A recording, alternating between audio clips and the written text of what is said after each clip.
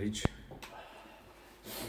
بسم الله الرحمن الرحيم وبسم الله إلى الإمام النسائي رحمه الله ونحن الله بألوه عمن قال النهي عن الاستنجاء باليمين.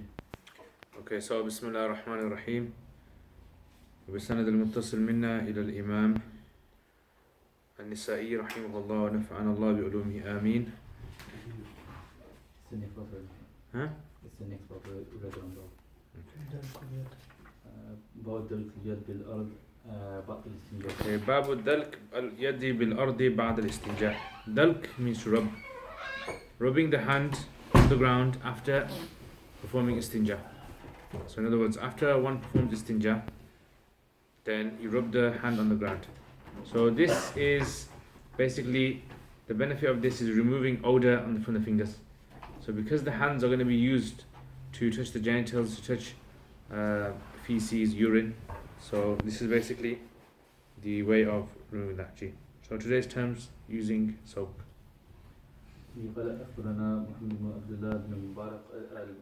Yeah, okay, so that's basically obvious. One, next. قال حدثنا أبان بن عبد الله البجلي قال حدثنا إبراهيم بن جرير عن أبيه قال كنت مع النبي صلى الله عليه وسلم فأتى الخلاء فقضى الحاجة ثم قال يا جرير هاتي طهورا. هاتي طهورا. So hati, bring tahur. So tahur is بالفتحة purification. مطهر, bring the water basically. هاتي طهور, bring something to clean with. So this is فأتيته بالماء فاستنجى بالماء وقال بيده, يعني قال ب means he indicated, أشار بيده, he indicated with his hand فدلك بها الأرض, and he rubbed it on the ground.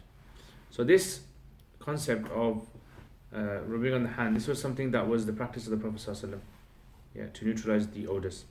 And also in this hadith there's the adab of doing the khidmah of the Prophet ﷺ as well.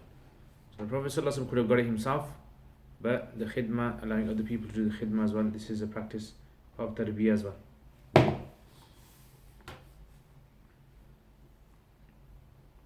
قال أبو عبد الرحمن هذا أشبه بالصواب من حديث شريك والله أعلم.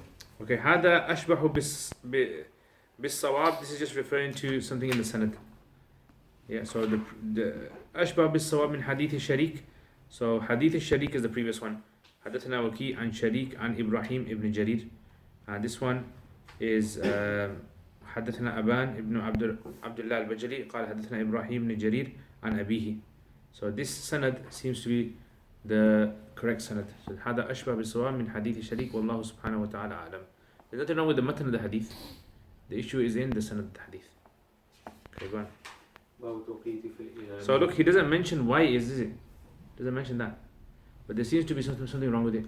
So this is why Imam Nasai was a scholar of Illa al-Hadith. He was an expert in spotting problems in the chains. Okay, go on. So this is his habit. He won't mention why usually. Unlike Imam Tirmidhi, he mentions. Do you remember Tirmidhi? He will say something like هذا حديث ضعيف وفلان يا ضعيف يضعفان في الحديث ويضعف في الحديث. Go on. باب توقيت في الماضي قال أخبرنا هناد بن السري قال والحسين بن حريث عن أبي أسامة عن وليد بن كثير عن محمد بن جعفر بن عباد عن عبيد الله بن عبد الله بن عمر رضي الله عنه عن أبيه قال سئل رسول الله صلى الله عليه وسلم عن الماء. So this is to tawqit fil ma. So tawqit in Arabic language can mean time, and it can also mean being specific. Tawqit, tahdid, specifications. So the Messenger of Allah sallallahu alaihi wasallam was asked an ma. So tawqit fil ma. So here وما ينوبه من الدواب والسباع. So he said, in other words, there's this water, pool of water outside, and animals come and drink from that water. So are we allowed to drink from it? So this is the question that was being asked to him. In other words, he wanted an answer regarding is this water clean or not. The Prophet ﷺ didn't say it's clean or not. He just said, إذا كان الماء قلتين لم يحمل الخبث. When the water reaches the level of 2 qullas, that's the tawqit. So in other words, Imam Nasai is on the opinion that there is a minimum volume of water that can become impure if impurity falls into it. And there is a maximum. Unlike the Malikis, who say that there's no minimum, there's no maximum, it's all based upon the awsaf al-thalatha. And unlike the Zahiris, who don't have anything like that, they, the Zahiri takes that the water is impure. Sorry, the water is pure, nothing can la yunajjisu shay. So go on. قال إذا كان الماء قلتين لم يحمل الخبث ترك التوقيت في الماء قال أخبرنا قتيبة قال حدثنا حماد عن ثابت عن أنس بن رضوان أن أعرابيا بال في المسجد فقام إليه بعض القوم. Okay, so again, ترك التوقيت في الماء. So this previous chapter indicates towards sometimes the Prophet ﷺ would have a specific amount of water which he would consider to be a small amount and a specific amount to be a large amount. We discussed in Tirmidhi all the possible meanings of qullatayn, etc. Tarku tawqit fil ma, meaning that you leave it. In other words, that there doesn't seem to be an indication that small amount of water gets impure. So go on. فقال رسول الله صلى الله عليه وسلم دعوه ولا تزرموه فلما فرغ دعا بدلو فصبه عليه قال أبو عبد الرحمن يعني لا تقطعوا عليه. Okay, so دعوه لا تزرموه. أزرم يزرم إزرام. It means to stop someone from urinating. So someone's urinating and you stop them halfway, that's called إزرام. So لا تزرموه فلما فرغ دعا بدلو. So he called for a bucket of water. He spilled the bucket of water on there. So where's the whole point? Where's the tawqit? The bucket of water would be like a measure. So what does that indicate? That amount would purify it because the khabath is... Or that amount does not get impure. If it's in the masjid and a man comes and urinates, it doesn't matter how much water you spill on there. Is it going to get any clean? No, unless you spill like a big pool of water on there. So it's not. So this is why there's a problem, because remember I told you in Tirmidhi, the Hanafis say that ground can become clean by if the wind or heat dries it up, or if you spill water on there and it's absorbed into the ground, disappears, or if a person picks up the soil and removes it. So this hadith is a bit problematic. So this indicates that small amount of water does not become impure then. Because whether you have impurity there and you spill pure water on it, still impure, or you have pure water and you drip a few drops of impurity in there, still impure. Make sense? Okay. قال أبو عبد الرحمن يعني لا تقطعوا عليه. يعني لا تقطعوا عليه, he's explaining what تزرموا means. جي. قال أخبرنا قتيبة قال حدثنا عبيدة عن يحيى بن سعيد عن أنس بن مالك رضي الله عنه قال بال أعرابي في المسجد فأمر النبي صلى الله عليه وسلم بدلو من ماء فصب عليه. قال أخبرنا سويد بن نصر قال حدثنا عبد الله عن يحيى بن سعيد قال سمعت أنس رضي الله عنه يقول جاء أعرابي إلى المسجد فبال فصاح به الناس فقال رسول الله صلى الله عليه وسلم اتركوه فتركوه حتى بال ثم أمر بدلو فصب عليه. قال أخبرنا عبد الرحمن بن Yeah, so again same concept. One. عن عمر بن عبد الواحد عن الأوزاعي عن محمد بن الوليد عن الزهري عن عبيد الله بن عبد الله عن أبي هريرة رضي الله عنه قال قام أعرابي فبال في المسجد فتناوله الناس فقال لهم رسول الله صلى الله عليه وسلم دعوه وأهريقوا على بوله دلوا من ماء. This is more specific now on the urine. ثم أمر بالدلو على بوله. فإنما بعثتم ميسرين ولم تبعثوا مؤثرين. Yeah. So دعوه, let him continue. Because what's the hikmah behind let him continue? Yeah, because if you stop him, he might not stop and he might cause the urine to go everywhere. So at least let him finish. He started, let him finish. دعوه فأهريقوا. Some say it was also he didn't want to harm him as well, because if a person's urinating and he has to stop halfway through, it might become harmful for him, painful. Hariqu ala bawlihi dalwan, on the urine spill. Now, if he's going to urinate, look, what's the ground made of in the masjid? It's going to be some natural sort of earth-based substance, isn't it? Yeah, it's going to be sand, or it's going to be something like that, soil. So this is why the Hanafis say that, look, when the water was spilled onto it, most likely what happened was that the water is going to get absorbed. The smell, the point of the water is to remove the smell. And later on the heat will come, the wind will come and will dry up. So you have to look, this ruling is not a ruling for all masjids. This ruling has a context to it, which is the masjid of the Prophet ﷺ. The ruling behind this, or the context behind this, is also the heat, the climate, Saudi Arabia, and you have to also understand, the type of ground it is as well. Yeah, is it a ground that's going to collect water? Is it like a concrete kind of ground, stone ground? Is it? So this is why, just by looking at hadith and then determining what the ruling of today would be is not easy. You can't do that.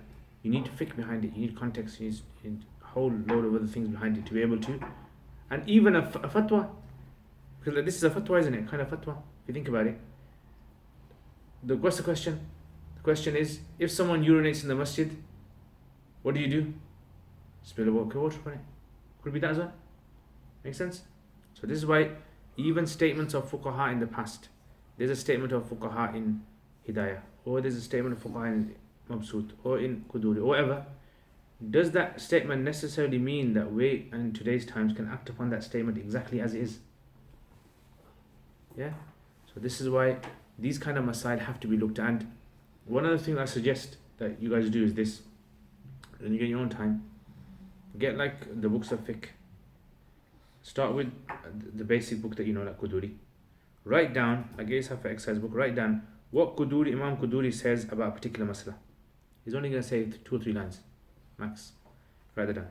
Then go to another book like Hidayah. What does he say? Then go to another book like Mabsut Sarakhsi. What does he say? Then go to another book. So when you compare them all, then you see how they differ, and then you realize, oh, this faqih is saying it like this because maybe at his time the masala was slightly different. Situation was different, so this is the answer that he gave. This is how Imam Ibn Abidin gives it. So this way you build yourself like a whole list of mutun on a particular issue. So later on when you want to research it, it becomes easier to understand. You know how to deal with it. And then think about this, like brainstorm and think, okay, for instance, urinating. So think, okay, in their times, what would be different from a masjid in our times than their times? Okay, the masjid in our times is most likely going to be carpeted. Masjid in their time is going to have flooring which is natural. There's going to be doors in our masjid, windows. It's a closed off area. Masjid in there is open. Yeah, so this kind of way, it builds up your faqahat. You gain more faqahat in this. But if you just do a simple, what some people do, just 5 fuqaha have said this in the past, right? It must mean that in today's time you have to apply it like this. That might not be the case. Yeah, just like in the masla that we done regarding a woman traveling the distance of 3 days and 3 nights. Yeah, so this is also an issue you got to look at. In today's times, does the same masla still apply? Are the same factors that were stopping a woman from traveling 40 miles over there? And then there's some hadith that say 72 hours, some hadith that say 24 hours, varying hadith. And then like the scholars then now in today's times, is the safety of a woman at threat as it was in the olden days? For a woman to travel from one city, Makkah to Medina, was it the same as today traveling from Makkah to Medina? Is she going to be safe? Does that make sense? So this is why, like, what does Anusha Kashmiri say? Hasif? That nowadays it's more safe. Yeah, so Anusha Kashmiri says that the person in the time has to look at the situation. If he believes that even traveling 10 miles is harmful for the woman, she might get beaten up or raped or something might happen to her, then no. And if it's not, if it's like 100 miles and nothing's going to happen to her, very, a slight risk of something happening to her, then she can travel. Does that make sense? Yeah, so this is why you look at how they say things. This is what the fuqaha, and the fuqaha, remember, these are people who have thoroughly thought about the masala. They have thoroughly, it's not like randomly giving an answer. They've researched it fully. Okay, so anyway, إنما بُعِثْتُمْ مُيَسِّرِينَ وَلَمْ تُبْعَثُوا مُعْسِرِينَ. So slowly ISIS is becoming a proper liberal now, guys. We had it from our Huh? When you guys... I didn't say the jazz. He didn't say jazz, but he said it only. So he said it on his tongue. That's the first step. It starts with the tongue and it goes to the heart. So this is why when you study, studying opens up your understanding. Especially when you sit with fuqaha, read fuqaha statements, you begin to realize, actually look at how they're looking at something. Yeah. So, if if we don't take As's ruling on the women travelling, Yeah. you know that we say travelling, so we say the distance. But what if a woman's not travelling the distance of 3 days but is staying longer than 3 days? Based on the ruling of the 48 miles.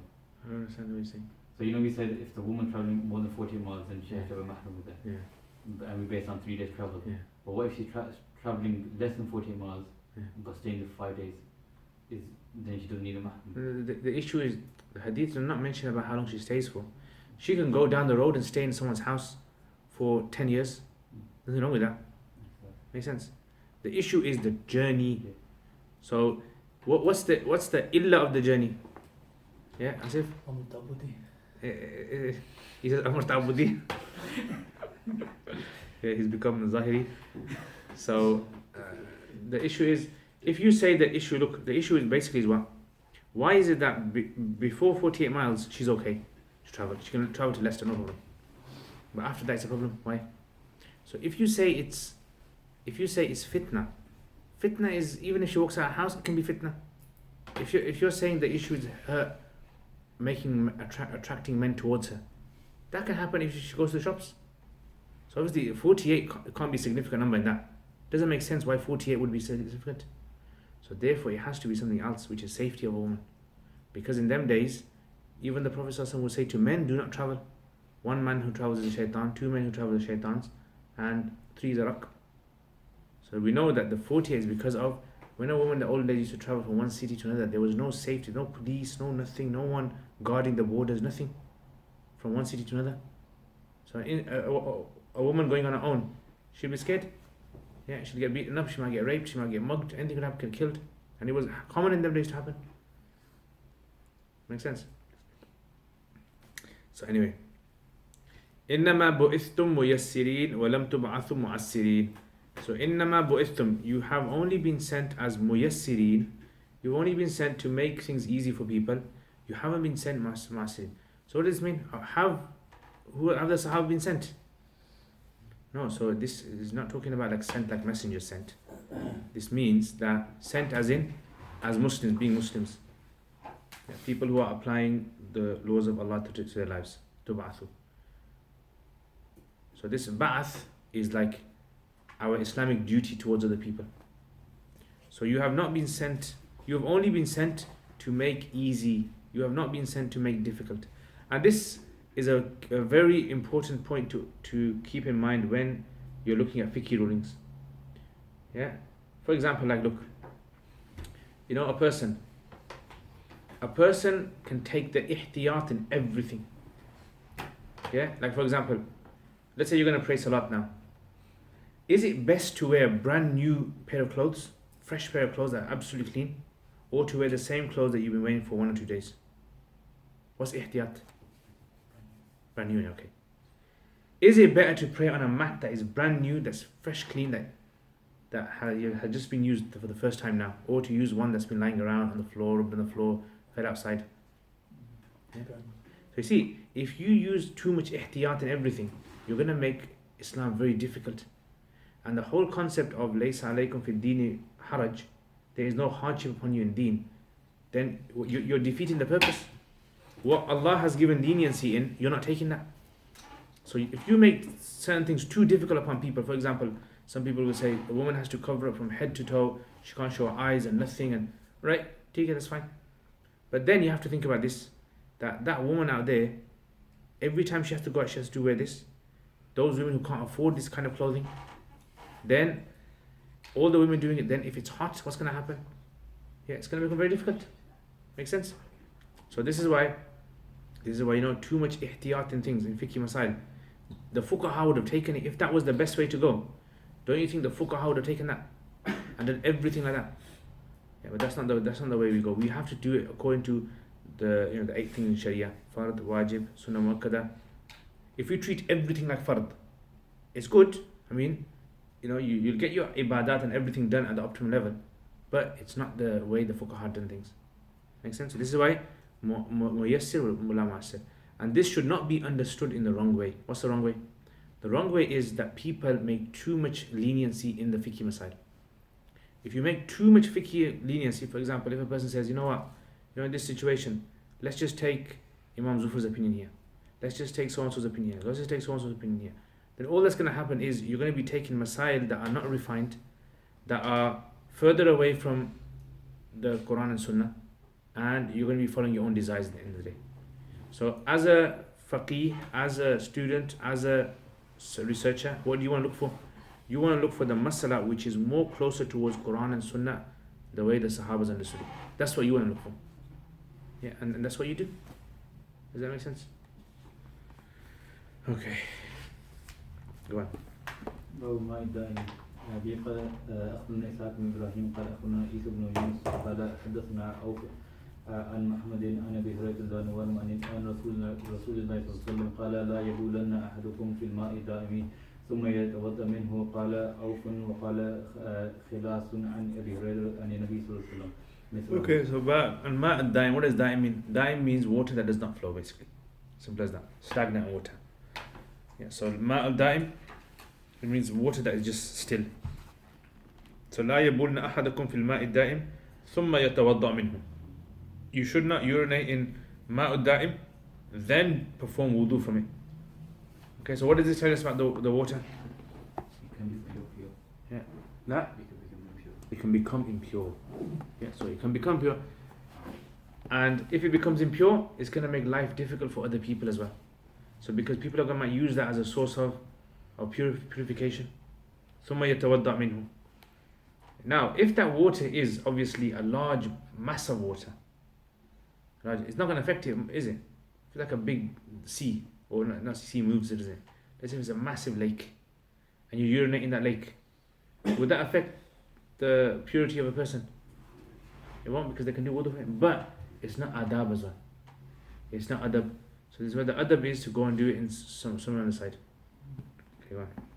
قال أخبرنا يعقوب بن إبراهيم قال حدثنا إسماعيل عن يحيى بن عقيق عن محمد بن سيرين عن أبي هريرة رضي الله عنه أنه قال رسول الله صلى الله عليه وسلم لا يبولن أحدكم في الماء دائم ثم يغتسل. So that one says يتوضأ منه, and this one says ثم يغتسل منه. So in other words, it is a large amount of water, because you can't do ghusl from like a small amount of water. Yeah, it's quite difficult. It's got to be quite a large amount of water. So قال أبو عبد الرحمن كان يعقوب لا يحدث بهذا الحديث إلا بدينار. Oh, you should take money for teaching hadith? Astaghfirullah. What's this, bro? Huh? So Yaqub ibn Ibrahim. So in the early days, there was a difference of opinion of whether people should take money for teaching. Yeah, there was a difference of opinion. There were those of the scholars who refused to take money, and they would feel as though this affects their sincerity. But on the other hand, there were those scholars who would take money. Yeah, and this was the practice of Umar radiallahu anhu, that he stipulated for the teachers a fund from the government. So they would receive a wage for their teaching. And this is also something which has to be understood in faqih sense as well, faqaha sense. Why is that? Because you have to understand, look, does the Sharia explicitly prohibit someone from earning a wage from teaching? In other words, if you teach according to fiqh, can you earn a wage? What do you come under if you teach? Let's say you're a teacher at school, yeah, and you make money. What fiqh chapter do you come under? It's a jara, isn't it? Yeah, it's a jara. Yeah, so it's a jara. You're giving your time to go and teach. So it's a jara. So you're making money from that. So the money that you're getting is for the amount of time that you're giving to go and teach the people. So this is why you're giving your services. If you look at it in a fiqh sense, you giving your services, it should be fine. There shouldn't be anything wrong with that. So whether you're giving your services for building a wall, or teaching, or driving a car, whatever you're giving your services for, then it should be fine. The problem lies in certain hadith where the Prophet ﷺ prohibited certain Sahaba from taking money for teaching the Quran. And this is why Imam Abu Hanifa was very strict on this. And you have to understand, look, Imam Abu Hanifa was a very wealthy person. So this may have been one of the reasons why he didn't see the need for taking money. And he saw it as a bad thing. And yes, definitely, a person who doesn't take money you can see that, look, he is going to be doing it with more of a sense of sincerity. Yeah. However, does that mean every time you take money from someone for something, the sincerity decreases? Huh? Does it decrease? Necessarily. Why? Because they're doing it as a. Is there an example in Sharia somewhere where, the Sahaba, they got the same reward? Asif? One question. Wait, he's not thinking about 40 miles. Just leave him, man. Then these are Abu Hurairah done where someone saw him praying. Even though for money, but it was. You got to fit in some sort of materialistic kind of.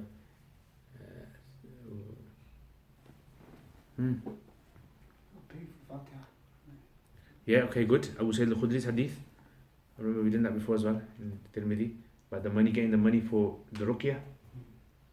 Okay, yeah, that's a good one. So see, in a sense, did that decrease his sincerity? Yeah, so that's a good point there as well. This is what the Malikis take, Shafis take for permissibility. What else? What do you think? What about the Mahar issue? Like when sometimes Al-Ma'aka min al-Quran and he made that the Mahar. Yeah. Shafi said that's like nikah zakat. Yeah, look at that. That's a good point, is that? Very good point. So the in the hadith of the Sahabi, when he said, I don't have anything, and he goes, Hal ma'aka shay min al-Quran? Rasul kada wa kada. He goes, okay, I married you off to her with whatever you got with the Quran. So if someone says, well, look, you used the Quran, you should have been teaching for free. Why did you use it in exchange for marriage? Okay. And also, the biggest example is jihad. If you go for battle, you're going to get booty on you. Was there any Sahabi who gave his booty away and said, I don't want it, I want my sincerity? We haven't heard anyone like that. So see, those show you that, look, you can't compare someone's sincerity. You can't compare whether that person has taken money or not. So some people like say, I prefer not to take money so my sincerity is pure. As though, mafhum al-mukhalafa of that would be that if I take money, my sincerity is less. But it's not true. Because you're not taking the money because, what is sincerity? Sincerity is you doing it for the sake of Allah. What's the sake of Allah? The sake of Allah is anything that will lead you to the pleasure of Allah. For example, you guys study. Let's say you want to study because you want to open a madrasa in your area and teach. Is that for the sake of Allah? Ultimately, isn't it? Ultimately is. Or you want to learn the deen because you want to become a writer, researcher, write books. So can't someone say, you're doing it for books? No. So this is the understanding, the misunderstanding a lot of people have, that if you take money, automatically your sincerity has to be less. It can't be complete, which is wrong. Sincerity does not necessarily have anything to do with you taking money. Make sense? So this is why Yaqub, he says, لا يحدث بهذا الحديث إلا بدينار. He would not narrate this hadith except for a dinar. Okay. So does it mention why he would do this? Okay, no, I don't.